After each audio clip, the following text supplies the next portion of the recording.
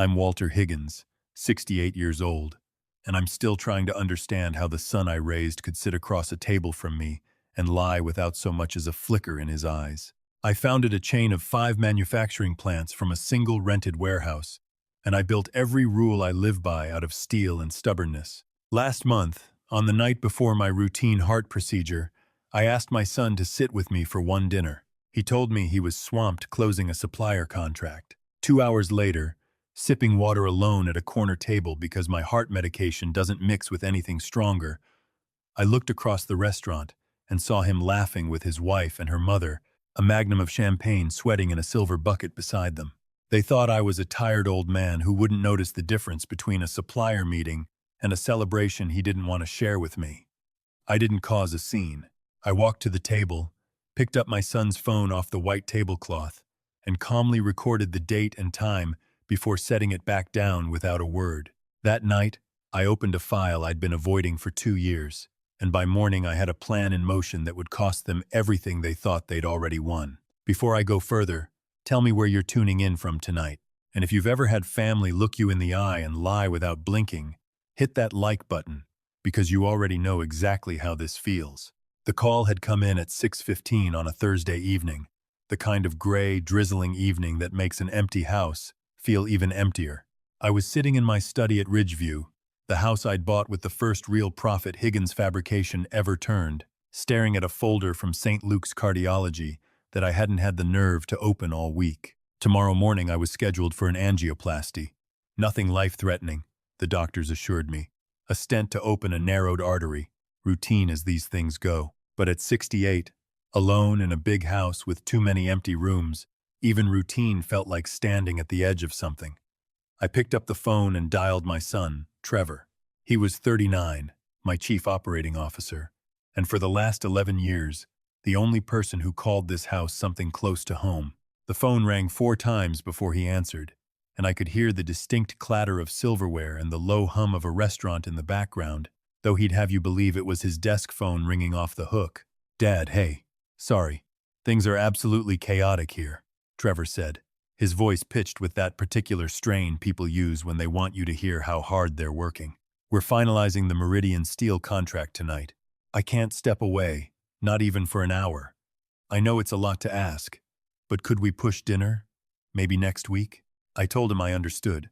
I told him the contract mattered, that Meridian Steel was worth more to this company than one dinner ever could be. What I didn't tell him was that tomorrow morning a doctor was going to thread a wire through an artery near my heart, and that I had wanted, just once, to sit across a table from my only child the night before and talk about anything other than steel tonnage and shipping schedules.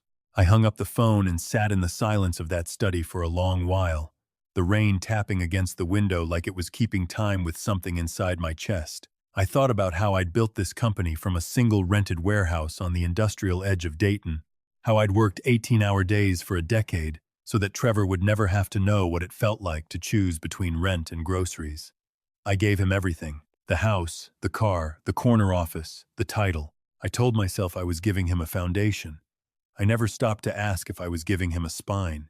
I decided I wasn't going to sit in this house and stare at cardiology paperwork the night before a procedure I was, if I'm honest, more frightened of than I wanted to admit. I put on my coat and drove to Marchetti's, the Italian place downtown, where I'd closed more deals than I could count over 30 years of osso buco and good Barolo.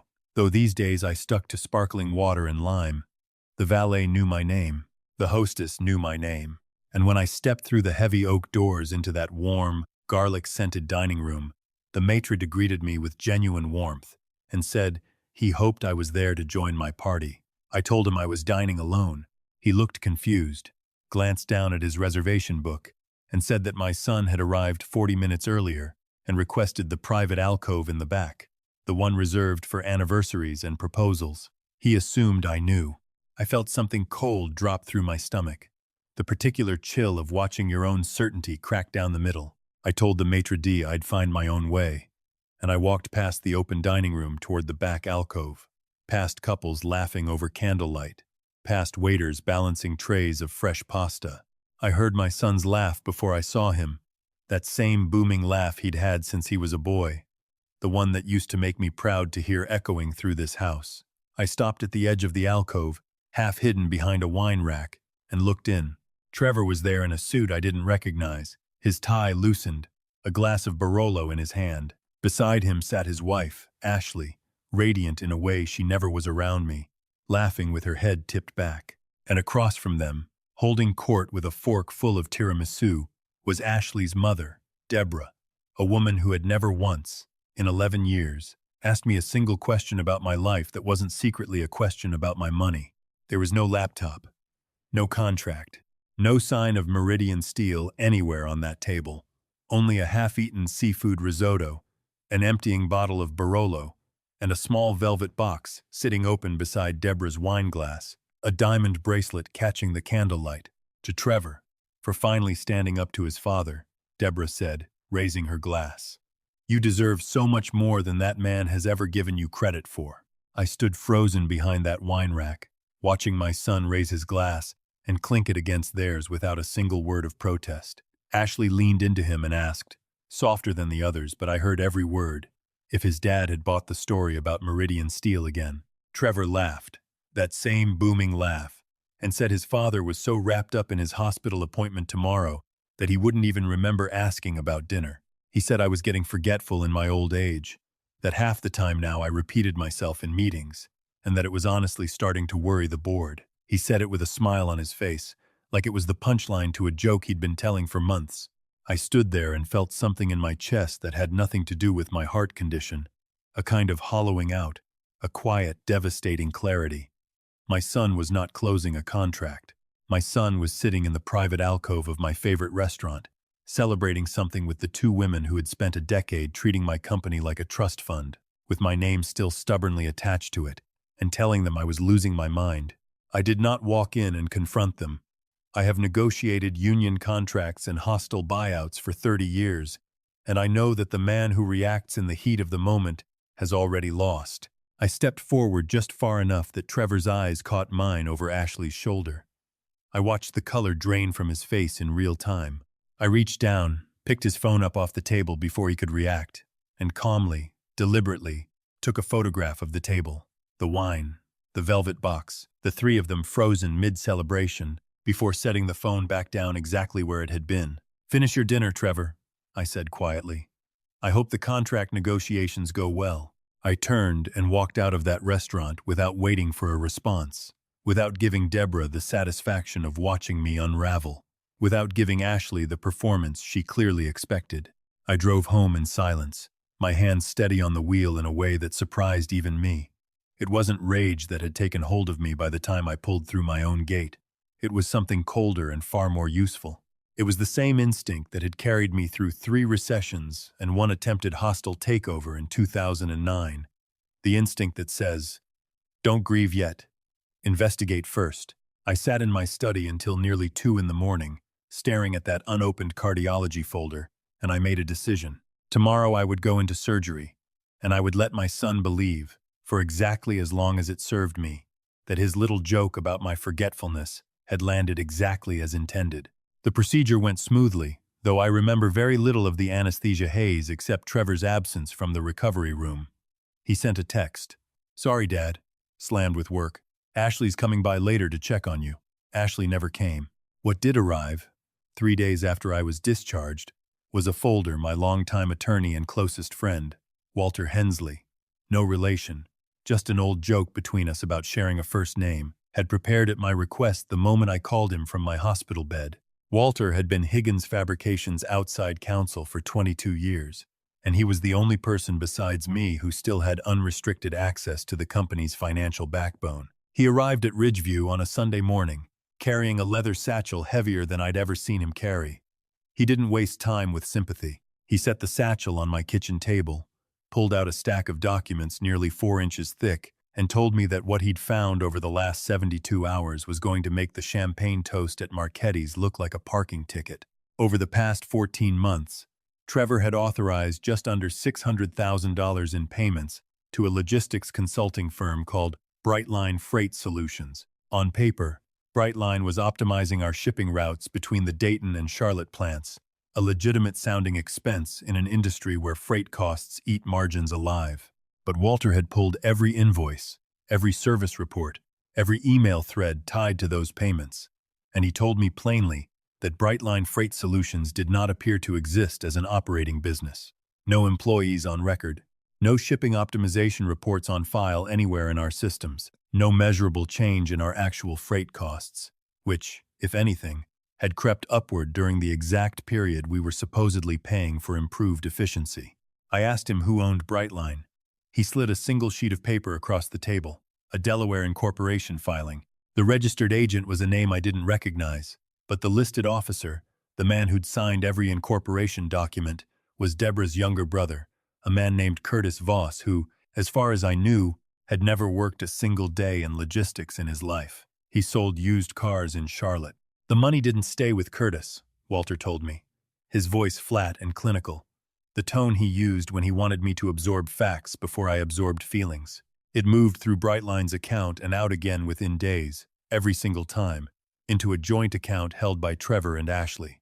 Walter estimated, based on the withdrawal patterns, that the funds had gone toward a boat, a second mortgage on a lake house I didn't know they owned, and a series of luxury vacations documented rather generously across Ashley's social media, all time-stamped, to line up with wire transfers I had unknowingly signed off on because Trevor had my digital signature authority for anything under a certain threshold, a threshold he'd apparently learned to stay just beneath, invoice after invoice after invoice. I sat at my own kitchen table and felt something in my chest tighten that had nothing to do with the stent now sitting in my artery. This was not a son making a mistake. This was a son who had built, brick by careful brick, a system designed to bleed his father's company slowly enough that nobody would notice until the noticing didn't matter anymore. I told Walter I wanted the FBI on the phone by morning.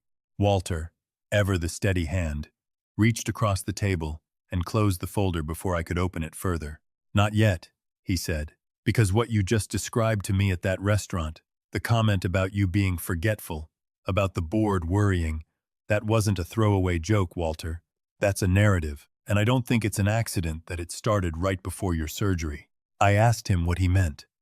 Walter told me he wanted 48 more hours before we did anything, and he wanted permission to go somewhere he normally wouldn't go without my direct authorization, my own company's HR and legal risk management files, specifically anything filed in the last 6 months under the header of executive succession or fitness reviews. I gave him permission. I did not sleep well that night, and when he returned the following evening, his face told me everything before he said a single word.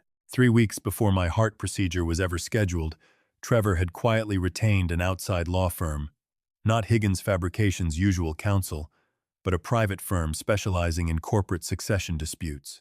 Walter had tracked down, through a contact who owed him a favor, a draft memorandum this firm had prepared for Trevor.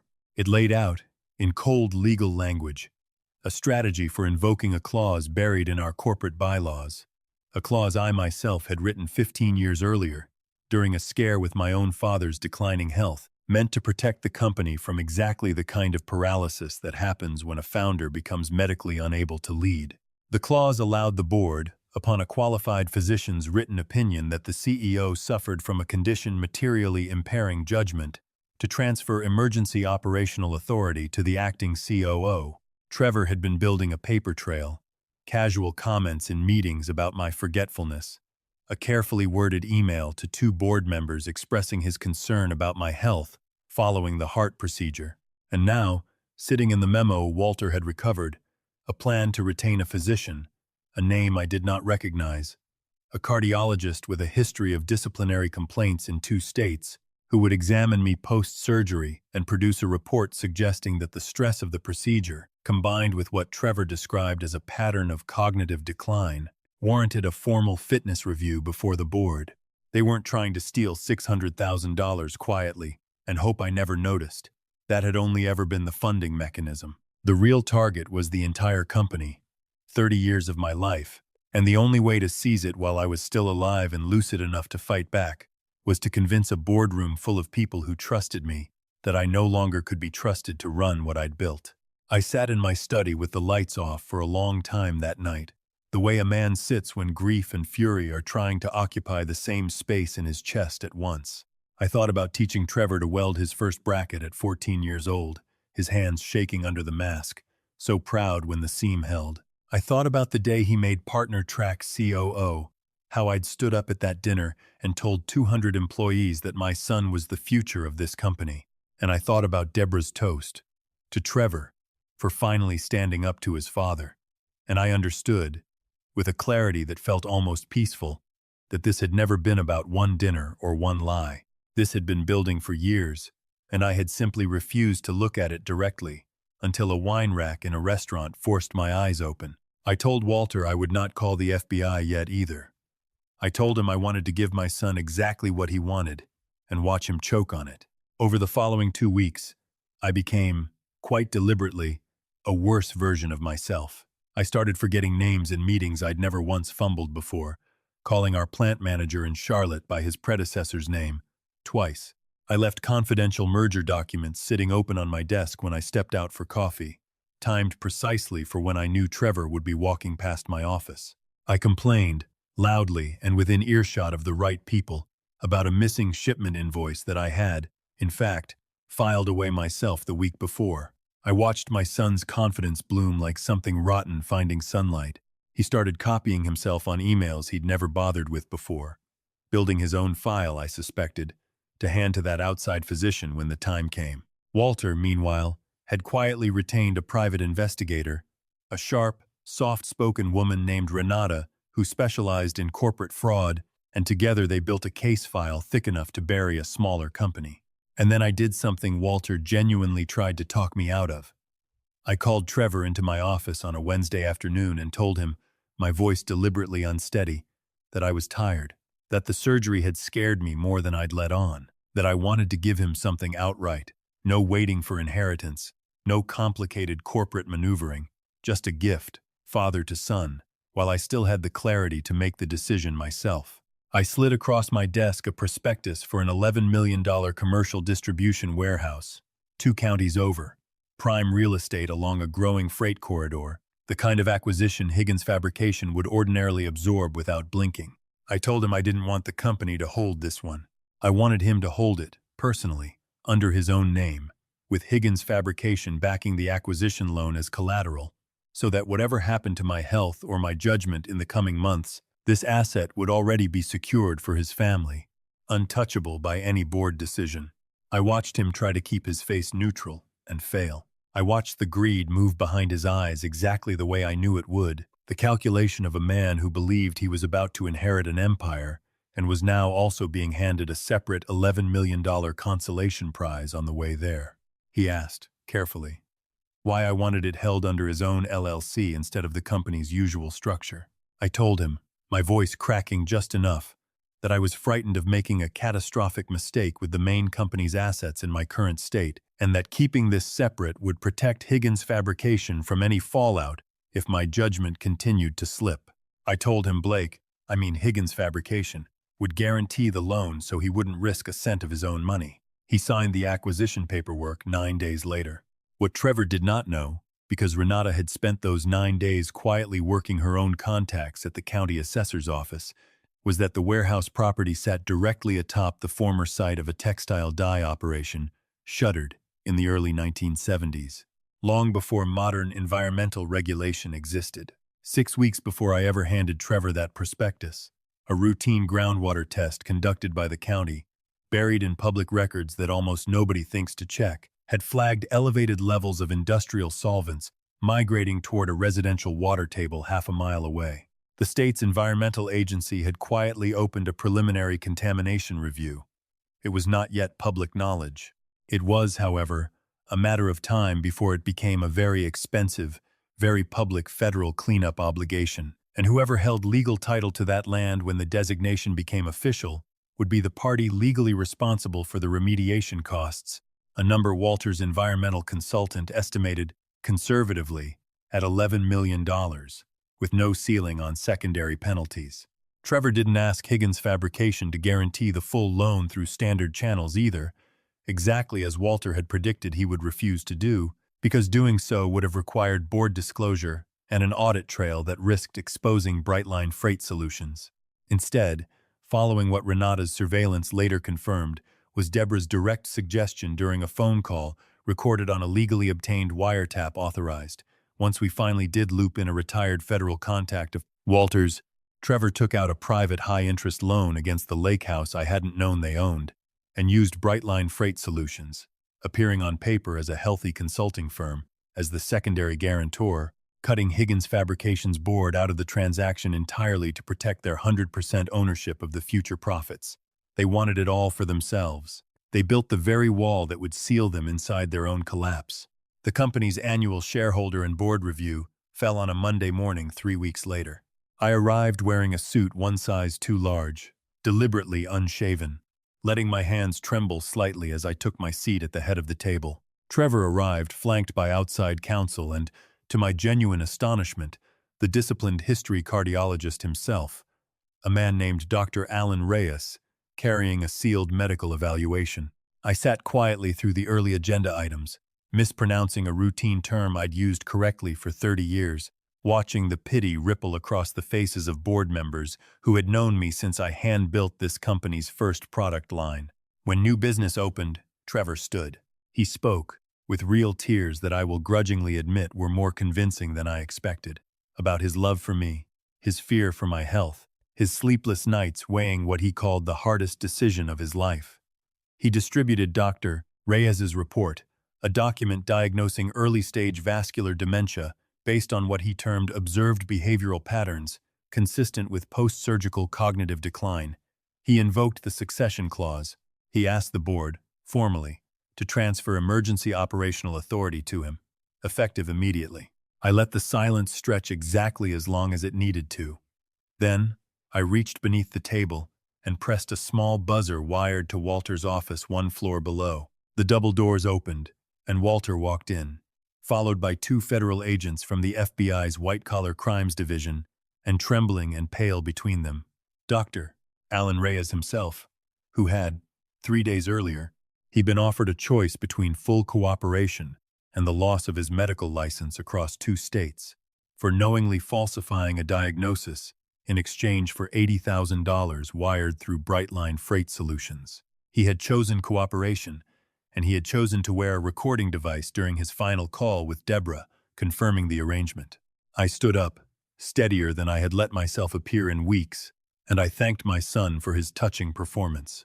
I watched the blood drain from his face in the exact way I'd once watched it drain at Marchetti's over a wine rack. I told the board that the diagnosis in their hands was fabricated, purchased with money embezzled from this very company through a shell business run by my daughter-in-law's brother, and that the $11 million warehouse Trevor had spent the last 3 weeks quietly celebrating now sat on a piece of contaminated land the state of Ohio was about to designate a formal remediation site, a designation that had, in fact, become official that very morning.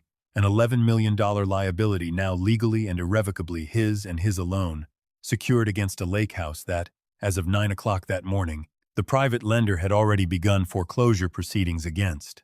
The boardroom doors burst open a second time before the agents had even finished reading Trevor his rights. Ashley and Deborah stumbled in, breathless, a bottle of champagne still in Deborah's hand.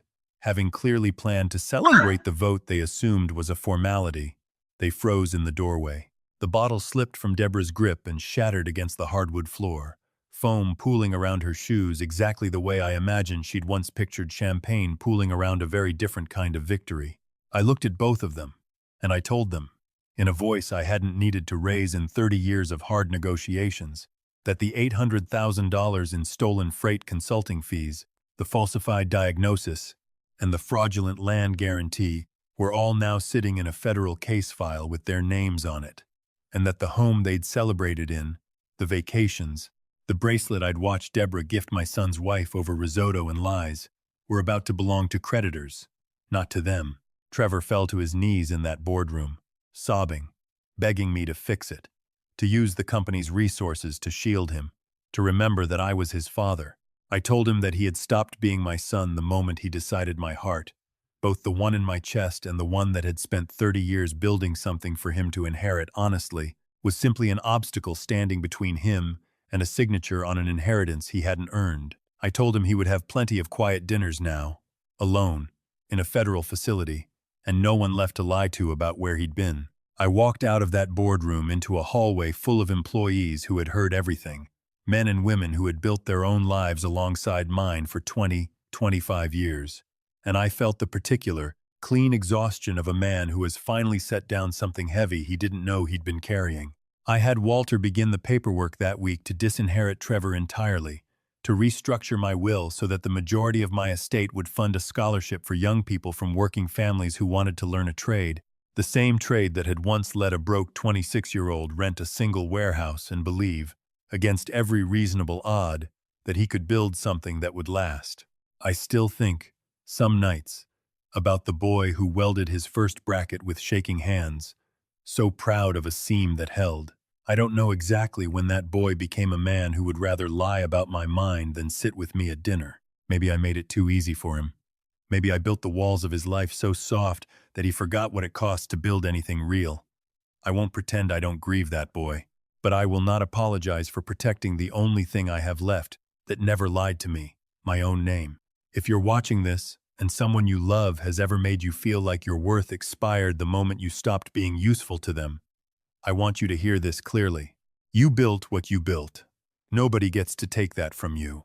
Not blood, not marriage, not a single manufactured diagnosis. Protect your peace, protect your legacy, and never let anyone convince you that love means staying silent while they carve you up for parts. If this story reminded you that the truth always finds its way to the surface eventually, hit that like button and tell me in the comments, where would you have drawn the line?